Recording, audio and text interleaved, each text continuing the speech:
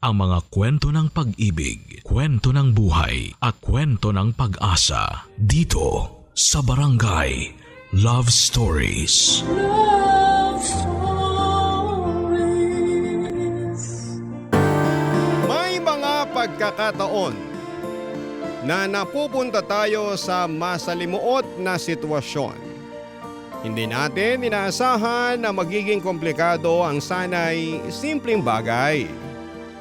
Ikaw kabarangay, naranasan mo na bang malagay sa isang it's complicated na sitwasyon? Dear Papa Dudut, ako po si Emily. Naabutan ko po yung mga panahon na kinikilig ka.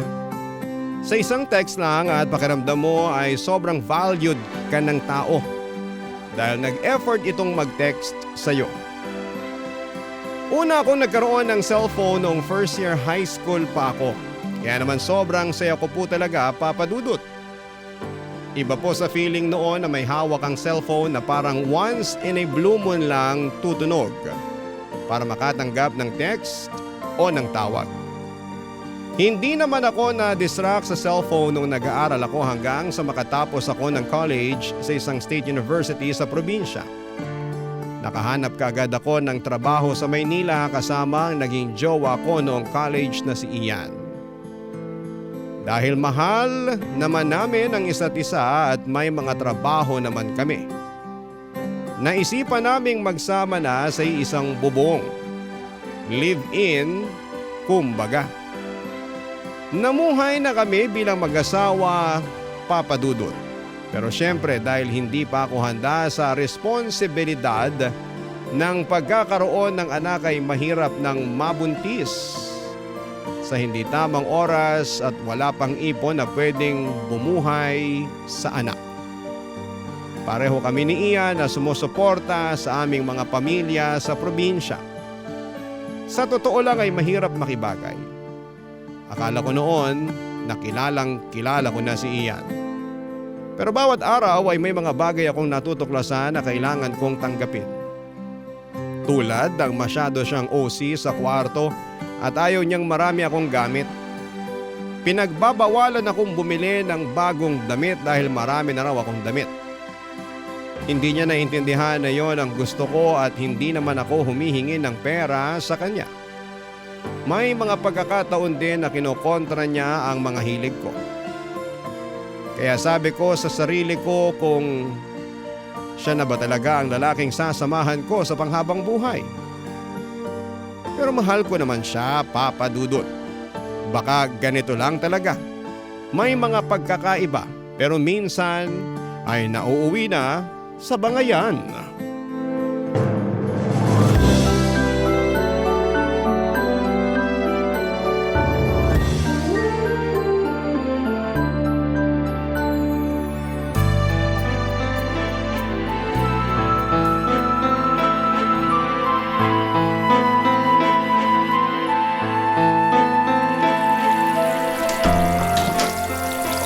Ano na naman to? Mahal! Bakit mo naman hinayaang bukas tong gripo? Baka ilang oras na tong tumatagas yung tubig oh. Dagdag gastos na naman to eh. Mahal-mahal ng tubig, magtipid naman tayo. Simpleng pagpatay lang ng gripo, di mo pa magawa. Dami mo naman agad sinasabi. Patayin mo na lang. Sus, ganyan ka naman palagi eh. Ayaw ko na makipagdiskusyon sa'yo. Nakalimutan ko lang naman yan eh. Pinagsasabihan lang kita. Tumataas na kasi ang boses mo. Ganyan ka naman parati. Pakiramdam ko, naghihintay ka na lang na may magawa akong mali para sawayin mo ko eh. Anong klaseng relasyon ba to? Girlfriend mo ko, partner mo ko. Dati nga nung naliligaw ka pa, para kang aso na sunod ng sunod. Pinapaamo mo ko pero ngayon ganyan ka na? Eh kasi naman, dapat magtipid na tayo. Yun lang yun. Ewan ko sa'yo, nagbibigay naman ako ah. Di naman ako parasite dito sa bahay. Di yan ang ibig ko sabihin at pinupunto, Emily. Ano ka ba? Anong nakakabwisit ka na? Ang ganda ng mood ko, pinapapangit mo. Sus, ito naman. Bakit ayaw mong masabihan ha? Kasi nakakasakal ka na. Emily naman, malalaki na tayo. Kaya nga, malalaki na tayo pero kung ituring mo ko parang estudyante mo na, pwede mong sigaw-sigawan at sawayin. Ewan ko sa'yo. Ewan ko rin sa'yo. Baka oras na siguro para maghiwalay tayo. Grabe, dahil lang dito? Yan agad ang gusto mong gawin? Makikipaghiwalay ka? Kasi naman, ano pang silbi nitong pagsasama natin na ganito mo na lang ako itrato? Emily, mahal. Partner tayo. Kaya nga pinagsasabihan kita eh. Ako rin naman tinatanggap ko kapag may nagawa akong hindi tama, di ba? Bigayan lang. Bigayan. Yung panonood ko ng sine. Yung pamimili ko ng bagong damit. Mga bagay na gusto ko, pinagbabawalan mo. Feeling ko nga, gusto mo kong gawing ibang tao eh. Ito ang pagbili ko ng bagong smartphone, malaking issue na sa'yo. Pero ko naman to. Tsaka, yung hilig mo nga sa motor, hindi ko naman pinapakialaman. Emily naman. Sorry kung ganyan na ang iniisip mo. Wala akong ibang gusto kundi mapabuti ang pagsasama natin. Kasi yan, tulad yan. Sa atin din naman babalik yan eh. Tataas ang bill ng tubig natin. Kasi… Ay, mahal. Ay, ano ba yan? Sorry na. Pasensya ka na talaga. Lumayo ka nga muna sa akin. Oy, sige. Paalis na rin naman ako. Maliligo lang ako.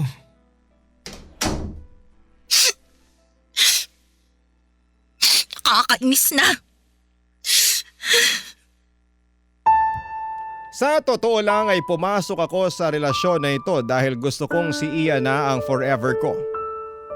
Pero sadyang ang dami ng differences sa buhay, nagka-clash yun at madalas na pinagmumula ng away. Ayaw ko naman na araw-araw na lamang ng buhay naming magkasama ay puro awayan. Pero ayaw ko ring sayangin ang mga araw na nagsama na kami. Ibinigay ko sa kanya ang sarili ko kaya sobra po akong naguluhan sa lahat. Minsan naging escape ko ang pagbabrowse sa internet sa smartphone ko. Hanggang sa araw-araw ay natutuwa ako sa social media. Ito ang naging libangan ko para hindi kami mag-away ni Ian. Hanggang sa may nadiskubre ako ng isang app. At gusto ko itong pasukin at nagbabaka sakali na baka nga may iba akong hinahanap. Baka nga hindi talaga kami compatible ni Ian at mahahanap ko ang compatibility na yan sa ibang tao.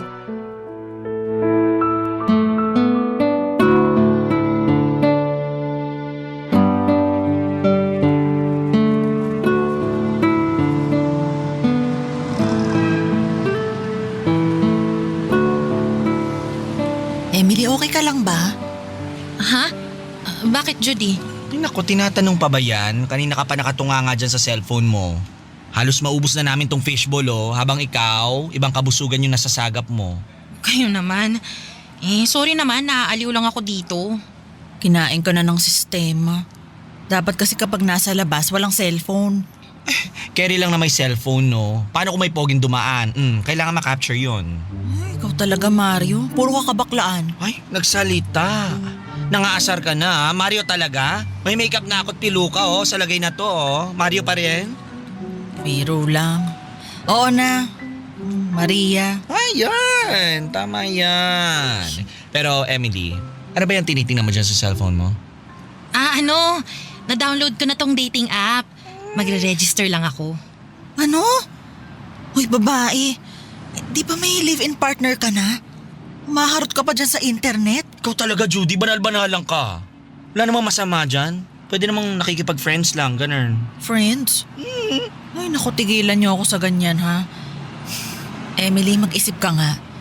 Ano bang purpose mo at nag-register ka dyan? Hahanap ka ng kapalit ni Ian, ganun ba? Pag ayaw mo na kay Ian, akin na lang, please. Ano ba? Tumigil ka nga.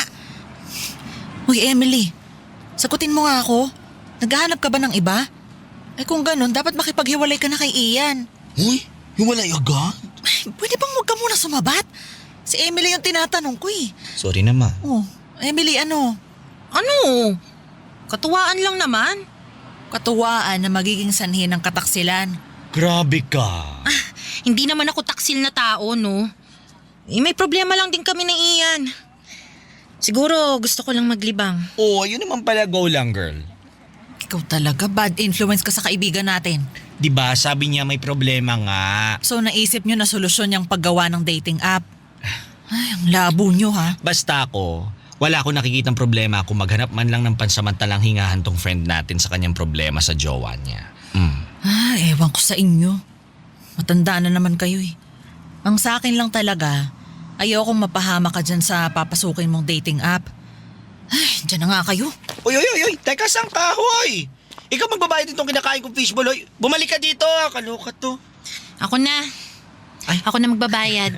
Ay, sorry. Thank you, girl. Sige na, register ka na, go. Ito na. Nag-register po ako sa dating app Papa Dudut. Hindi ko pinakinggan ang babala ng kaibigan naming si Judy at para sa akin ay pang-aliw lamang ito. Isang kakaiba at bagong adventure. Maraming nag-message sa akin sa chat at syempre tinago ko talaga kay Ian ang ginagawa ko. Naka-silent at naka-hide ang notification ko. Kakaiba ang thrill na makipag-usap sa taong hindi mo naman talaga personal na kakilala. Nakikita mo lang ang pictures nila at hindi pa uso noon ang sobrang OA na filter. Kaya alam ko na totoo yung nasa pictures nila. May isang lalaking nag-stand out sa akin. Si Randall. Gusto ko siyang kausap at kinikilig ako kapag siya ang nakaka-chat ko. At minsan kahit sa harapan ni Ian, ay si Randall ang ka-chat ko. Papa Dudut. Barangay Love Stories. Barangay Love Stories. Papa Dudut, naging routine ko na araw-araw nakachat si Randall. Nahalata na rin ni Ian pero nagdadahilan lamang ako na mga kaibigan ko ang kachat ko. At kapag may napupuna si Ian ay halos hindi ko na lang pinapansin kasi si Randall na ang kausap ko at sa kanya ko ibinubuga ang inis ko kay Ian. Siyempre, sinabi ko lang na may kaibigan akong naiinis talaga ako kasi nangihimasok na sa buhay ko. Pero ang totoo ay eto si Ian. Minsan sinasabi ko rin na kapatid ko ang nambubwisit sa akin. Hindi ko sinabing may live-in partner na ako. In short ay nagsinungaling din ako kay Randall. Pero nararamdaman ko naman na sincero at totoo si Randall sa akin, Papa Dudut. Saka gusto ko naman din siyang kausap. Mas gusto ko pa nga siya kesa kay Ian kasi mas may puso. Malaki ang pangunawa at higit sa lahat ay pinaparamdam niya sa akin na wala akong dapat na baguhin sa aking sarili. Para lang maging suwa kaming dalawa, Papa Dudut.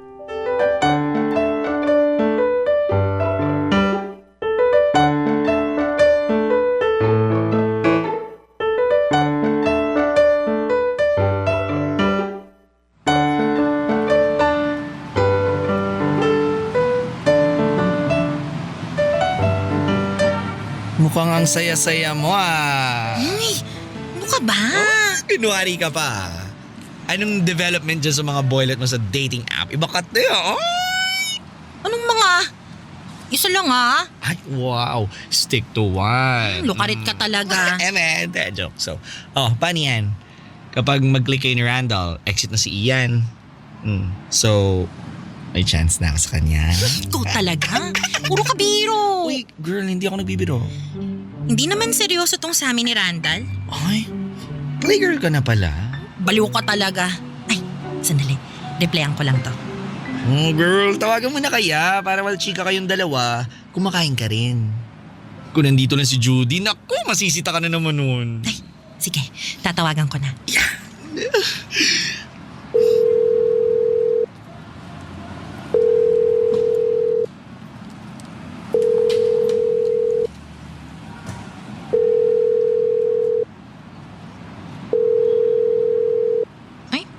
Ano nangyari? Di sinasagot eh. Ano ba yan? Baka dito tong tao yung kausap mo. Ano? Multo? Ay? Bakla ka talaga. Ay, eto na. Nag-reply. Ay, ano sabi? Kasama daw niya ang mga kaibigan niya. Kaya hindi niya masagot yung tawag ko. Sayang naman. Di pa siya na-meet, di ba? What if makipagkita ka na lang? Para magkaalaman na, itodo mo na. Eyeball na this. Seryoso ka? Oo, ano ka ba? Di ba? Ay, nag-reply ulit. Sabi niya, baka may time daw ako ngayon, pwede kaming magkita. O, di ba? Bet ka niya i-eyeball, meaning gusto ka niya seryosohin. Emily, Ay, baka talaga. Saan kayo magkikita? Saan daw? Ito, dito raw sa resto na to. Push mo, te. Go.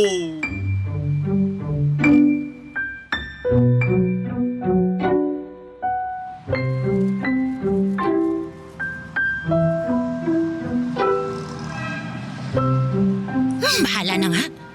Kailangan ko rin talaga siyang makita in person eh. Nasaan na kaya siya?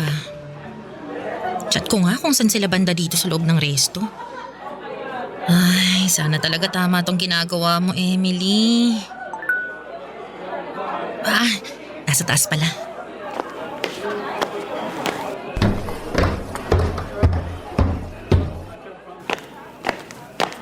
Teka, si Ian ba yan? Emily, is that you? Emily? Bro, siya yung sinasabi ko sa'yo, naka-eyeball ko. Teka, ano? Emily, halika. Pasensya ka na, dito tayo nag-eyeball. Meet my friend, si Ian. Naging magkakilala kami sa group ng mga nagmomotor. Pareho kasi kaming mahilig sa motor eh. Ibig sabihin na... Teka. Emily, anong nangyayari? Sorry, I have to go. Emily! Emily!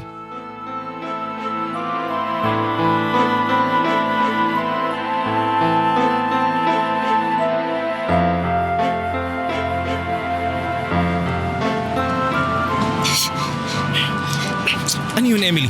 Ha? Sabi mo nga sa akin, ano yun? Ian, Ikaw yung kachat ni Randall. Hindi pala kapangalan lang eh. Ikaw pala talaga. Emily, paano mo nagawa sa akin to? Kaya pala busy-busy ka dyan sa cellphone mo at ayaw mong ipakita sa akin. Yung pala lumalandi ka na sa ibang lalaki. Bang klase ka. bitawan mo na ako, please. Bakit mo nagawa sa akin to, Emily? Ha? Bakit? Kasalanan mo rin naman to eh. Kasalanan mo kaya nagawa ko to. Ano? Paano ko naging kasalanan? Ikaw tong nakipag-eyeball sa isang lalaki kahit may ka-live-in partner ka na. Ano yun? Gusto mo dalawa kaming lalaki sa buhay mo? Pambihira. Kasi hindi na ako masaya sa'yo. Ano? Kung hindi ka na masaya, edi sabihin mo, hindi yung ganito. Ano to, gulatan? Pinahiya mo ako, Emily. Ginawa mo akong tanga sa harap ng kaibigan ko. Alam mo, nagbago ka na.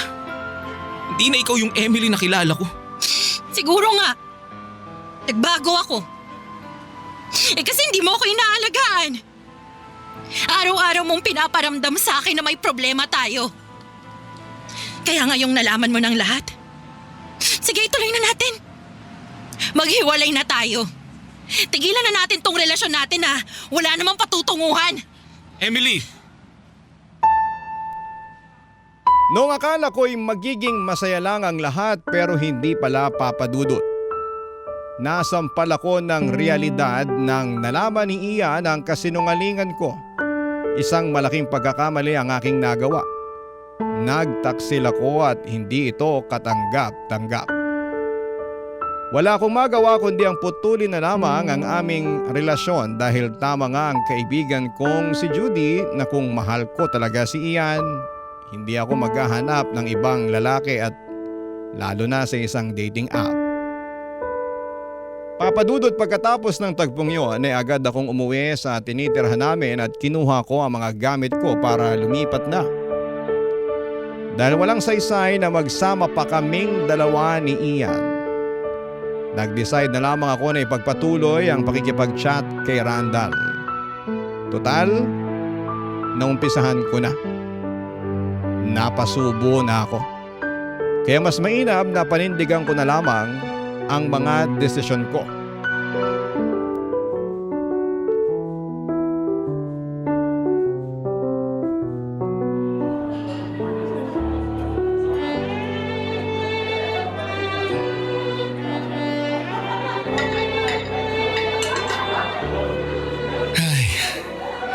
Sa wakas, natuloy din tong dinner natin. Kumusta? Masaya ka ba? Randall. Mabuti naman. Alam mo, dito talaga kita dinala kasi masarap ang mga pagkain dito kahit medyo pricey. Salamat. Ano ka ba? Ako nga ang dapat magpasalamat kasi ako ang pinili mo eh. Grabe, biruin mo. Si Ian pala yung ex mo? Siyempre, may pinagsamahan din kami. Pero hindi ko nalang pinansin nung ako na yung pinagbuntungan niya ng galit. Pero okay na naman kayo ngayon. Well, civil naman kapag nagkikita kami. Alam mo, wag na natin siyang pag-usapan. Paano kaya kung lumabas tayo sa bar? Alam mo na, para mas malibang ka. Hindi ako mahilig sa bar eh. Tsaka hindi ako umiinom. Ang boring naman. O sige, maglibot na lang tayo. Lakad-lakad lang. Sandali. Alam ko na. Isasakay kita sa motor ko. Pwede naman. Yon, cool. At teka, lumang model na yung phone mo. Siguro, time na to upgrade, no? O ito, look at mine. Iba pa rin talaga kapag bago no? Gumagana pa naman to. Okay, sa bagay. Okay ka na? Alis na tayo? Sige.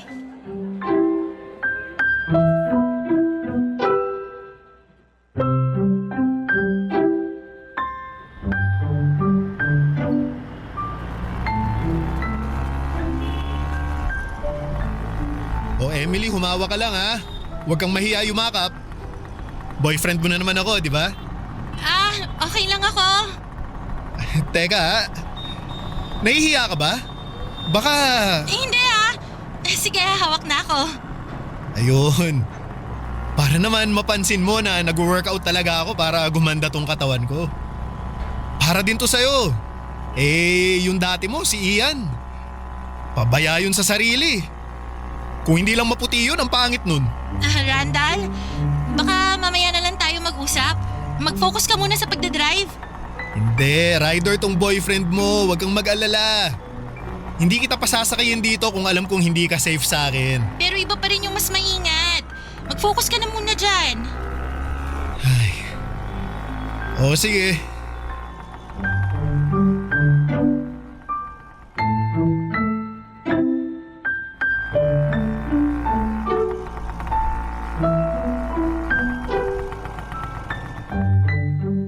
Salamat sa paghatid mo sa akin Randall. Ihatid na kita sa loob ng inuupahan mo. Hindi na kailangan. Kaya ko ng sarili ko. Pero gusto ko ring makita yung place mo Randall, pasensya ka na. Napagod kasi ako Sa susunod na lang. Gusto ko na kasing magpahinga. Okay. Pero sayang naman. Tatambay pa sana ako May panahon pa naman na makakabisita ka. Kailangan ko lang talaga magpahinga ngayon. Sige. Basta okay ka lang Okay, goodbye. Goodbye.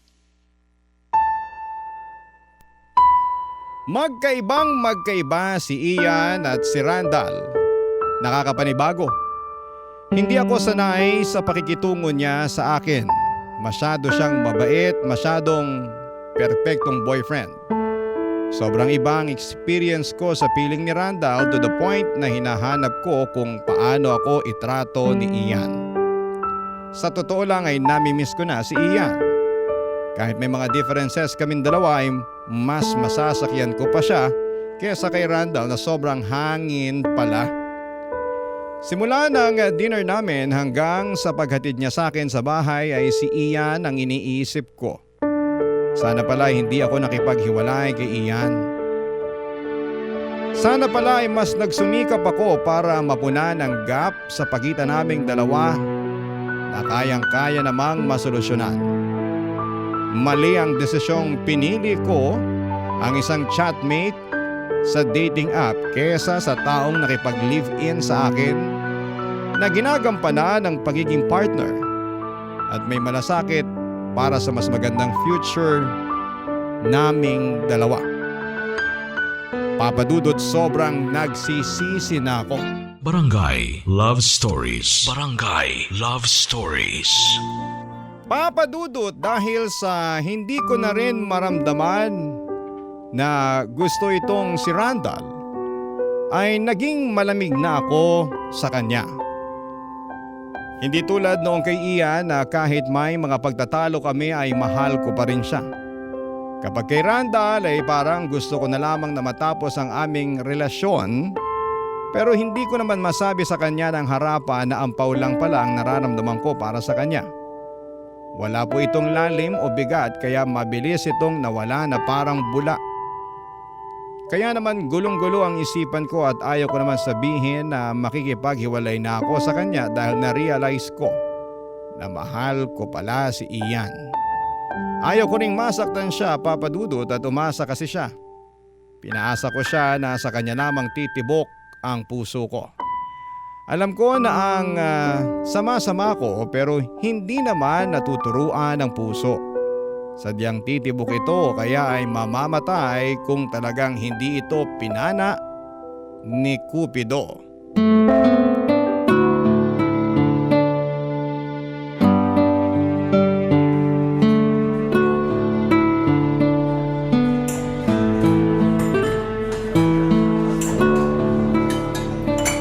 Babe, may nagawa ba akong mali? Napapansin ko kasi na parang nanlalamig ka na sa akin. Wala. Pagod lang ako sa trabaho. Alam mo na. Alam mo, pwede tayong magbakasyon muna. Sagot ko. Gusto ko na rin makalanghap ng sariwang hangin eh. Ano, game? Babe, alam mo naman ang trabaho ko. Tsaka, gastos lang yan. Babe, sabi ko nga ako na ang gagastos. Ako naman ang lalaki. Pero babe, kailangan mo rin mag-ipon. Ikaw naman, gusto lang naman kitang mapasaya. I know. Pagod lang ako. Gusto ko lang muna magpahinga sa bahay. Ganun. Di na kailangang lumayo pa. Okay. Akala ko, ayaw mo na sa akin eh. Naku, hindi ko matatanggap yun. Pero teka, hindi nga, may bumabagabag ba sa'yo? May iba ka bang lalaki? Naku, wag naman sana. Wala akong ibang lalaki. Mukhang wala ka talaga sa mood. Sige, mauna na ako sa trabaho. Chat mo lang ako kung magpapasundo ka o gusto mong makipagkita sa akin, ha? Sige. Okay.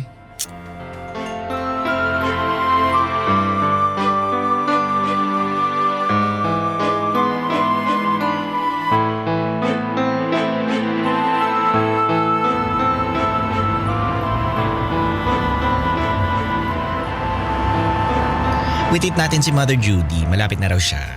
Mabuti nga, kinakausap pa ako nun. Siyempre naman, magkaibigan tayo. Ay, andito na. O anong kaguluhan to? Wala. Malilibre ka nitong fishball.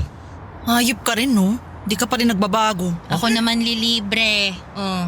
Ay iba. Ay teka. Hubog tuyang mga mata mo. Umiiyak ka ba?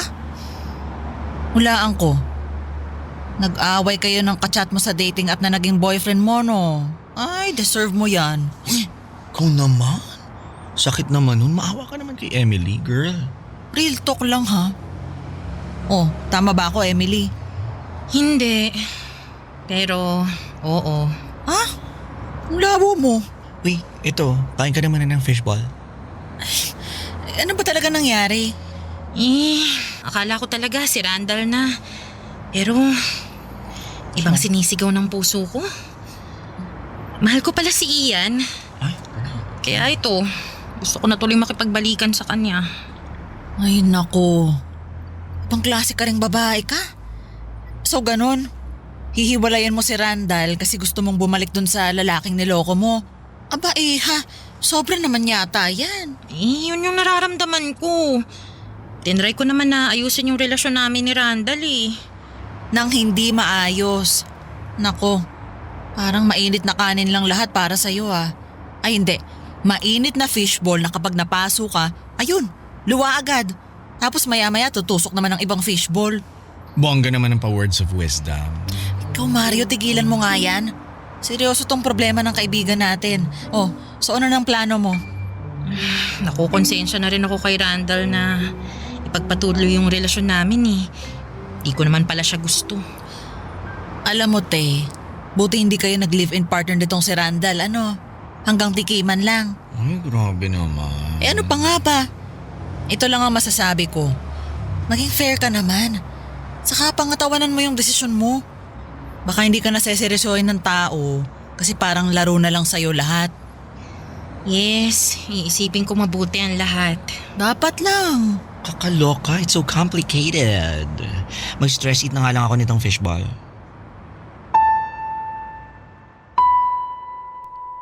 Tama si Judy sa mga sinabi niya sa akin, Papa Dudut. Buti na lang at may mga kaibigan akong nakakasama. Kahit magkaiba ang mga opinyon ay naging helpful sila sa akin. Nasa akin pa rin ang desisyon. Kaya pinag-isipan ko talagang mabuti ang lahat. Hindi pwedeng maging unfair ako sa tao. Hindi pwedeng patagalin itong pagsisinungaling. Kailangan kong masabi kay Randall na hindi ko na siya mahal. Kahit masakit ay kailangan para wala nang masaktan pa. Nakipagkita ako sa kanya sa resto kung saan kami dapat unang mag-eyeball noon. Habang naglalakad ako ay naalala ko ang ginawa ko kay Ian. Naalala ko ang mukha ni Ian nang malaman niya ang pagtataksil ko. Naluha ako. Ang sama ko. Naging unfair ako sa kanya, Papa Dudut.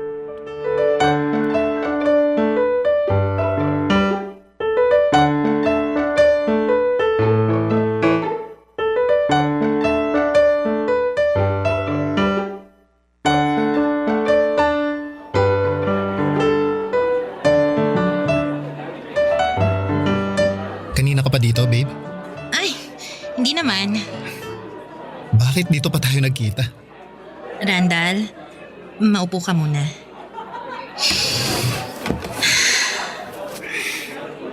Ano ba to? Randall, I'm sorry.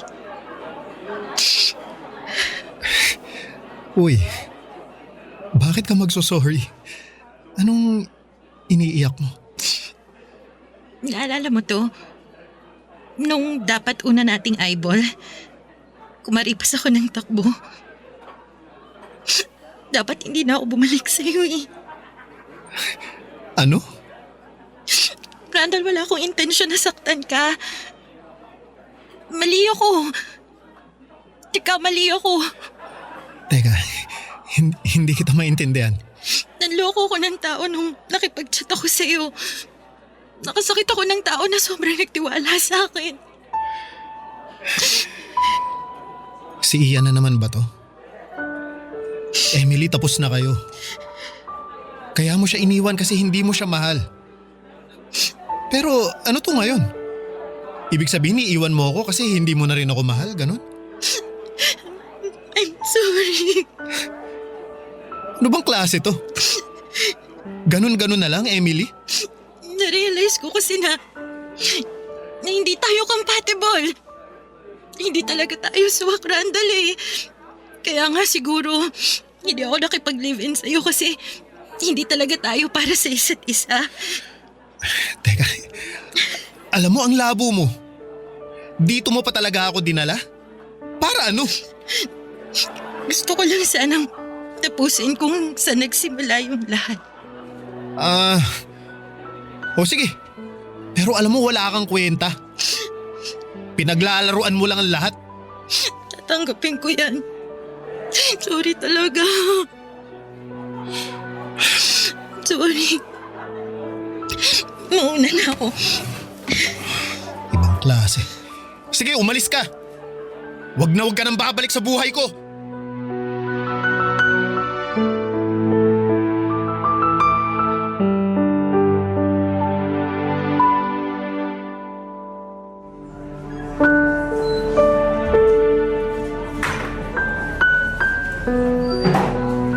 Mabuti naman at nakipagkita ka sa akin. Salamat. Ako nga dapat magpasalamat, Ian eh.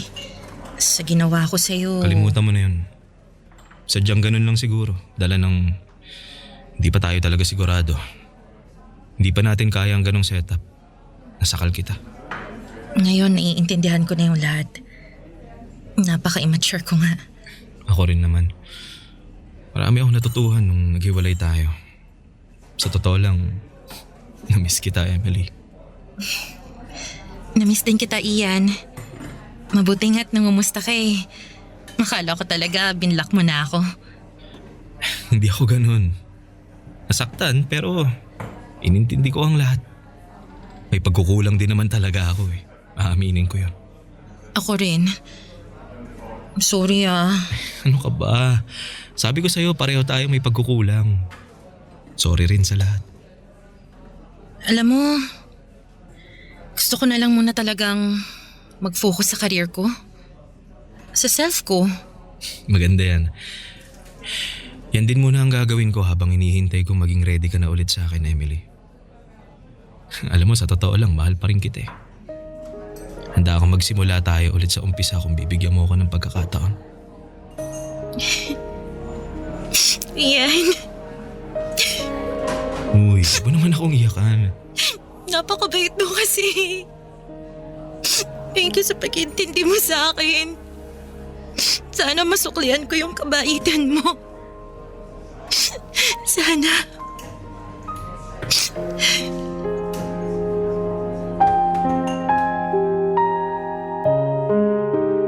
Magsilbisa ng aral ang kwento ko.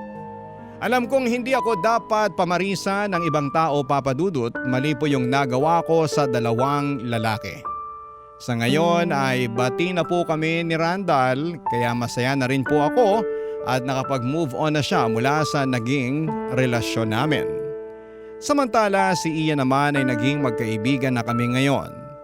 Malinaw sa aming dalawa na hindi ako makikipagbalikan sa kanya habang hindi ko pa buong nahahanap ang sarili ko. Kailangan ko ng mas maraming oras para sa aking sarili. Para kapag pumasok man ako sa isang relasyon, ay maayos na ako. Buo na ang pagkatao at alam ko na ang gusto ko sa buhay ko.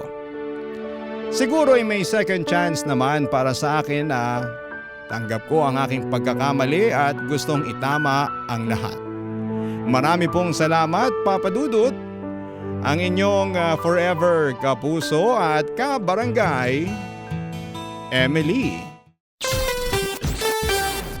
Ano ang masasabi mo sa ating Barangay Love Stories today? Aabangan namin yan sa aming comment section.